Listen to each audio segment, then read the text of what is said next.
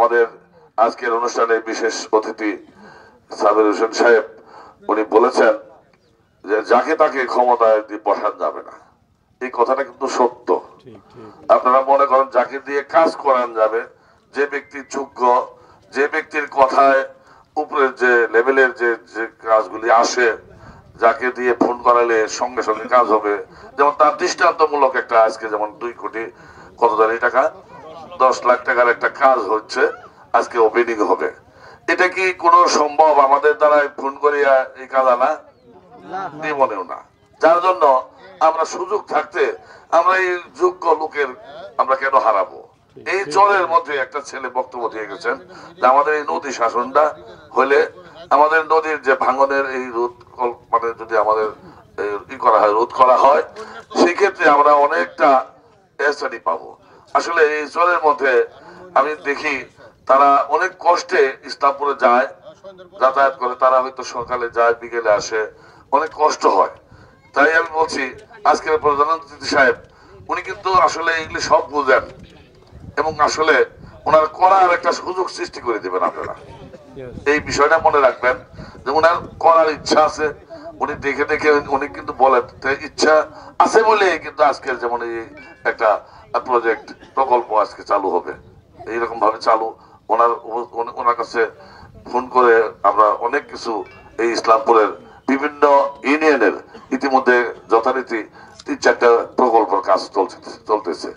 তো সেই ক্ষেত্রে আমরা একটা সুন্দর একজন দক্ষ মানুষ মাননীয় দেশনেত্রী বেগম খালেদা জিয়া তাকে আশীর্বাদ স্বরূপ সাবেক মন্ত্রিপরিষদ সচিব বানিয়েছিলেন। আজকে সেই সাবেক মন্ত্রিপরিষদ সচিব উনি আমাদের ইসলামপুরের 12 ইউনিয়নের একটি পৌরসভায় নিরলস পরিশ্রম করে উনি মানুষের দ্বারে দ্বারে মানুষের দুঃখ কষ্ট উনি দেখছেন এবং কিভাবে এই দুঃখ কষ্টগুলি লাঘব করা যায় ওনার চিন্তা চেতনায়। আগামী দিনে ওনার হাতকে আমরা যদি শক্তিশালী করি, আসলে এই দুঃখ সবকিছু ভুলে যাব ইনশাল্লাহ আমরা তার মাধ্যমে। আমাদের আল্লাহ তাআলা সবকিছু ফয়সালাকারী, আল্লাহ তাআলার হুকুমেই সবকিছু হয়।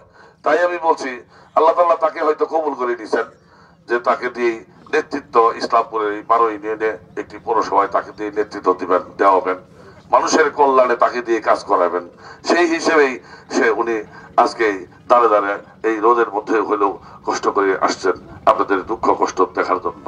আমি আমার বক্তব্য দীর্ঘায়িত করবো না। আরেকটি কথা বলতে চাচ্ছি যে আসলে এখানে অনেকেই অনেকভাবে যারা এখানে বিএনপির যারা 2-1জন এই বর্তমান কমিটির সাথে জড়িত আছেন, তারা খেয়াল রাখবেন যে যে ব্যক্তি অথব্য হয়ে গেছে তাকে দিয়ে কোনো কাজ হবে না। আপনারা এই মাথায় রাখবেন এটা।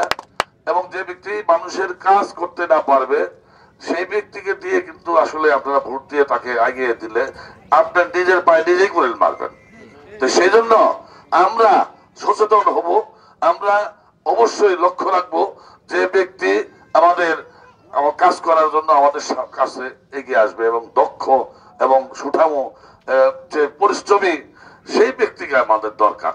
সেই ব্যক্তি এসএম আব্দুল হালিম ভাই, উনি পরিশ্রম করে দাঁড়ে দাঁড়িয়ে ঘুরিয়ে আমাদের মাঝে উনি যে পরিশ্রমগুলি করে, আসলে এই পরিশ্রমগুলি আমাদেরও কাছে কষ্ট হয়, আমরা পারি না। আমরা পোলা মতো তার চেয়ে একটু বয়সে কম, তারপরেও আমি মনে করি আল্লাহ তাআলা তাকে ঐশ্বরিক পাওয়ার দিয়ে দিচ্ছে আল্লাহ, যে তুমি যত কষ্টই করো আমি তোমাকে এই কষ্ট থেকে আমি তোমাকে বুঝতে দেব না। আল্লাহর হুকুম। আমি মনে করি আল্লাহ তাআলার কাছে আমরা সবাই দোয়া করব এসএম আব্দুল হালিম ভাইয়ের জন্য, আল্লাহ তাআলা যাতে তাকে সুস্থতা দান করে এবং সুস্থ হায়াত দান করে। এটা আমরা সবসময় আল্লাহর কাছে চাই নিব, আমাদের স্বার্থের কারণে। কি আমাদের স্বার্থ না? আমাদের স্বার্থের কারণে আল্লাহর কাছে চাই নিব যে হে আল্লাহ, আমাদেরকে তুমি আমাদের উপর দয়া করো, এসএম আব্দুল হালিম ভাই যাতে আমাদের এই জাতীয়তাবাদী দলের নেতৃত্ব দান করে। এটা আমরা আল্লাহর কাছে চাই দেবো। কারণ তার সুস্থতা থাকলে, তার সঠিক থাকলে, দেহ থাকলে ইনশাল্লাহ আমাদের এই চর বীর যে সমস্ত ক্ষতিগ্রস্ত যেগুলি চরের মধ্যে নদী ভাঙনের এই এলাকাগুলির মধ্যে মানুষ কষ্ট করেন, প্রত্যেকটা মানুষের ইনশাল্লাহ আগামী দিনে এই কষ্টগুলি লাঘব হবে। এবং উনি যে চিন্তা চেতনা করেন যে আমাদের ইসলামপুরের ইন্ডাস্ট্রি বা মিল ইন্ডাস্ট্রি বলেন বা বিশ্ববিদ্যালয় বলেন, উনি যে চিন্তাগুলি করেন অত্যন্ত অত্যন্ত গুরুত্বপূর্ণ চিন্তা করেন। আসলে যে চিন্তা করেন যার মধ্যে এই চিন্তাগুলি আসে, একটা না একটা 10টা চিন্তা করলে 2টা কাজ হবে।